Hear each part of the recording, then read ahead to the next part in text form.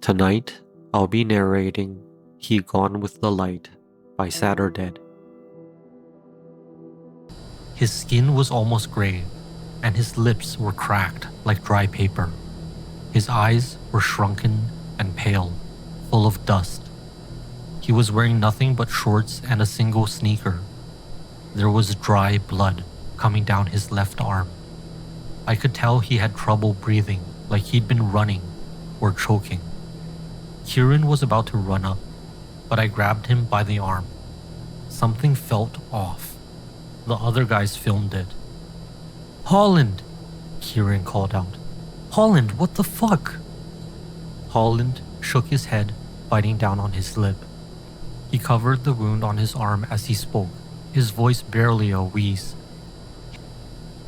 "Tell Uncle I didn't leave him," he cried. "It's fucked. Saul poisoned, but I didn't leave. I didn't go. Just walk. Get over here," I called out. "Come on, let's go." "Saul poison," he said. "Dying. Saul fucking poison." Holland took a step forward. As his body crossed that sharp cone, something happened. Parts of his body dissolved in a dithery cross-section. Slices disintegrated the moment they left the light, swallowed by the dark. I remember the moment his face went from weeping to a death's head grin. His voice collapsed in a rattled falsetto, like someone poked a hole in his lungs halfway through a final wailing. Then, the light went out. Kieran freaked out. The others were too, sharing the video with people from around the block. I just stood there, trying not to piss myself. It took me 10 minutes to realize Holland's shoe and shorts were still on the pavement. This had been real. The proof was right there. Some people thought the video was fake, even though there were 3 different angles. Others thought it was some kind of sick joke or a performance piece thing. Holland's uncle got pissed beyond belief. He showed up at one guy's apartment screaming his lungs off, demanding the video be taken down. Meanwhile, Kieran and I were making plans of our own. I figured if something like clothes can come back from whatever that is, then maybe we can film it. That was our working theory. Kieran got a hold of a spare phone from his sister, and we decided to give it a shot. We got a selfie stick and chased down a streetlight, hoping to time it just right. It took us a couple of tries, but a few days later, we nailed it. Just beneath the streetlight outside Mr. Barker's sandwich place, we managed to sneak in a recording phone. We put it on the sidewalk facing upward, making sure not to have anything but the phone and the selfie stick go inside the light. As it turned off, I grabbed the selfie stick and pulled the phone in. The screen was fried, but we managed to get the files off it. The video footage was strange. We'd only filmed for about 30 seconds or so, but the recording was well over 3 minutes. In it, you could see my face as I turned the video on. There's this bright light as the camera looks straight up. There's a static cackling, and you could hear what sounds like a spinning fan going higher and higher. You can hear Kieran and I talking in the background. Then, around 20 seconds in, the screen goes white. There's this crackling noise that rises and falls like an electric pulse. The white light would flicker with shades of blue and green, only to grow stronger and fade in waves. That's all there was. Kieran and I sat on a bench and turned up the volume, using one earbud each. We maxed out the volume, trying to discern some kind of detail. Kieran gave up on the 4th try. "What if we sped it up?" he asked. "Or slowed it down, or whatever." "Why not play it backwards?" I scoffed. "Could be some Pink Floyd shit." "What?" "Fuck it." We tried a couple of things. Slowing it down, speeding it up, low pass filter, high pass filter. It wasn't until we tried a noise reduction filter that we realized what we were listening to. It wasn't a wave or a pulse. It was a noise of some kind. It sounded like someone talking. "And I," Kieran mumbled. "Sounds like they're saying 'and I.'" "They?" I asked. "Who's they?" "I don't know. Someone," Kieran shrugged. "Someone talking." I didn't like it, but he was right. It did sound like a voice. And it did sound like it was saying something. I just didn't like what I was hearing. A couple of folks were escalating things. There was this neighborhood watch kind of deal with some guys walking the streets with guns, taking shots at streetlights that appeared. Some probably just did it for fun, but some of them were serious about it. Holland's uncle was one of them. Kieran and I didn't have the heart to hand him back the shoe and shorts. The man looked like he was about to tear someone's head off whenever we saw him. We tried to do a couple more recordings. There weren't as many streetlights around, but we caught a couple. It got scary though. Kieran was a bit rough around the edges. He almost stepped into the light once. I had to hold him back. I think if you see something enough times, you start to think it's no big deal, even when it can kill you. Like he was somehow exempt from danger. We got 2 more videos, and they were pretty similar. The sounds we got were a bit different, and the length of the recording changed, but we couldn't get a clearer image. We tried putting the phone on the side, but it was difficult getting it to work without a working screen. We kinda had to guess where the record button was. After the 3rd recording, the battery exploded. It was a late Friday when I was out with Kieran trying to figure out what to do next. We were standing outside the corner shop, but they'd closed early. It was getting dark, but we were keeping an eye on our phones. No sign of lights. We stood on the same corner where we'd last seen Holland.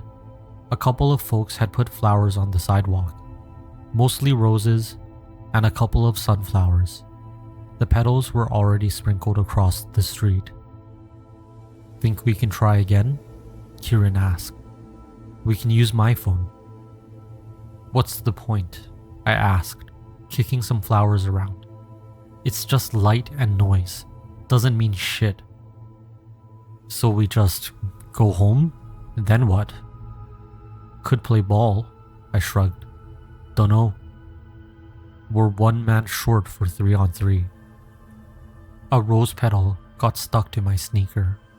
I kicked it off with a sigh. "Fine, we'll use your phone." We walked around for a little over an hour. We heard a gunshot and saw one of the lights go out further down the street. I don't even think it was part of our neighborhood. It was way too far off. I bet a couple of innocent lights got busted in the process. Kieran and I walked round and around the block a couple of times, trying to find something on our phones. Not a peep. Maybe the watch got them all. I mean, there had to be an end to the lights at some point. We ended up right where we started, outside the corner shop. Kieran was pissed as all hell. He was calling people, asking them to check their phones to see if anyone was picking up something. Meanwhile, I was checking my socials. People were talking about the lights like it was some kind of urban legend. Even people who lived in the neighborhood were talking about it like it was an excuse. It was this attitude of, we know what's really going on. Like Holland was some kind of gangster who had it coming. Didn't matter how many people came to his defense in the comments. The memes and shitty jokes were all that remained in the top comments. After 10 minutes or so, Kieran put his phone down and frowned. Then he looked up. "Hey," he said, "your phone okay?" "Yeah," I nodded. 98%. "We've been out for hours, man. It shouldn't be 98%. My hand felt warm as I looked down. I got 5 bars of coverage. Sweat trickled down my neck as my hair stood up from the static air. I realized I was leaning back on something that hadn't been there a moment before. Something metallic and tall. The light came on. My throat immediately closed off, like my body was protecting me from something. I couldn't even exhale. It was just this thick miasma sinking into my lungs. The light was blinding me, turning the entire world a burning white. I could see an outline of the street, even then. I could see a shadow of what looked like Kieran just a couple of feet ahead, but the world was too bright to make out the details. It looked like someone had spilled an ink blot in his likeness. It was the same neighborhood, the corner shop, the sandwich place, but it all looked different. Cleaner, different names on the signs, more screens in the windows, bigger sun in the sky. Kieran was moving around, but slowly. He was reaching for me, screaming something. It came through as this static where only a couple of syllables made sense. He was panicking, but it was like seeing it in slow motion. I turned my head, looking for something. Anything. I didn't even know what, just whatever could save me. My skin felt like it had been dipped in boiling water, turning from a searing heat to an icy cold. I could feel the moisture in my eyes and mouth evaporate, and the skin around my gums tightened as my teeth strained against the sudden pressure. There were people there, dead in the streets. Most of them made it a couple of steps from the lights. Others were still sitting under them, as if waiting for them to come back on. One dead man looked more like a burned log than a person, leaving a seared imprint on the concrete. It had only been a couple of seconds, but my head was swimming. I could see heat swaying on the horizon, and the sky beyond as a distant mirage. It was midday, and it was killing me.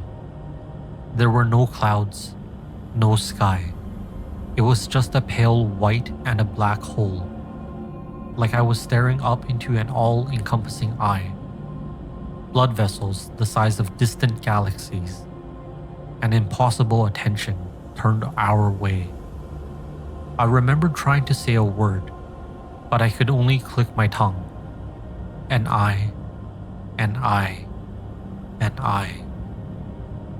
I took a step and fell forward. I'd slipped on something. Even now, I could see the flowers on the street, the rose petals and the sunflowers. They turned a strange blue and curled in on themselves, like dying bugs under a magnifying glass. Kicking out with my leg, I realized why I slipped. I'd stepped on something. Holland's second shoe. I kicked it. It bounced a couple of feet and lost its color. Maybe I was going blind. My eyes were swelling shut, but even with my eyes closed, the light burned through my mind. It was this otherworldly feeling, like I was falling, but not from the world disappearing beneath me. It felt more like I was growing smaller and smaller at such a rate that the air around me couldn't keep up. Something shifted. I heard a thump, like rubber hitting glass. Kieran had thrown the shoe at the streetlight and made it flicker, if only for a second. He yelled something, but I only heard the first word. Hold. I just lay there, trying to force air in or out of my lungs. I couldn't. It all felt like poison. This place was wrong. It was made for something or someone else, at another time and place. People weren't meant to walk those streets or sit beneath its lights. It must have been some kind of mistake. A huge, terrible mistake. And all the while, something was watching me break into pieces. And I remember the last sensation of touch leaving my fingers as the concrete faded away. My mind was shutting down, racing 100 ways per second. Maybe that's what it feels like when you're dying. I don't know. Maybe that's what I was doing. It wasn't really panic. or euphoria. It was more like anything, everything. The rubber taste of a pacifier, the smell of batteries, the feel of a freshly made bed under my fingers, like my mind was grasping at whatever straws it could find, hoping to keep me kicking for just a little longer. Then it slowed, and slowed, and slowed. Now, I've heard about this next part from some guys in school. No one knew Holland's uncle used to be in the Navy. No one knew he could hit a streetlight from all the way down the street, one-handed with a handgun. He barely had to aim. He just pointed, clicked, boom. Done. It was the only light he shot, and he hit it right on the mark, first try. And thank God he did. The moment the streetlight popped, I could feel a flush of cool air. It felt like I'd come up to the surface after a long dive. The moment my lungs opened, I exhaled this black powder straight from the bottom of my lungs. Kieran was already dragging me into the street, calling for help. I couldn't see anything. Everything burned, like I'd pressed my whole body against the hot stovetop and only just now released the pressure. Some people were running our way, calling out to us. I heard someone mention my name. It hurt when Kieran shook my shoulder, but it was nice to feel something real. When I finally got enough soot out to gasp for breath, I could feel the world returning to me. My thoughts mellowed, and the pinprick in my dry eyes widened. They had my mom and aunt come pick me up. They had to drive me into the city. By the time I got to the emergency room, I was so tired that I couldn't remember my name. I just sat there, giggling like a goofball, falling in and out of consciousness. They probably thought I was on something. When I woke up the next day, I was on the couch in my aunt's living room. Mom was stroking my hair. The TV was running, but they lowered the volume. There was orange juice on the table and one of Mr. Barker's sandwiches, the meat kind. I remember everything hurting, my eyes especially. I could barely keep my hands steady, but man was I happy. I moved out of that neighborhood a couple of years ago when I got a job in the inner city. Some folks may have heard the rumors of those strange lights, but most thought it was a hoax. I think the total number of missing people was somewhere around 9, but at least one of them turned out to be someone who skipped town. Didn't really help the credibility of the real victims. If you talk to the right people and mention the right names, I'm sure they'll tell you all about it. Not because it's the most interesting thing in the world, or the strangest thing they'd seen. No. They'll tell you because it was something we managed to deal with as a community. After a couple of weeks, there were no more streetlights. We got them all and they never came back on. Holland's uncle got the last one, and thank God he did. I haven't been there for some time now, but from what I hear, things are pretty much the same. Mr. Barker is probably closing in on 80 by now, but he still works the sandwich stand. Some folks still leave flowers by the corner shop. And if you ask the right person what happened there, they'll tell it like it is. Holland, he gone. He gone with the light.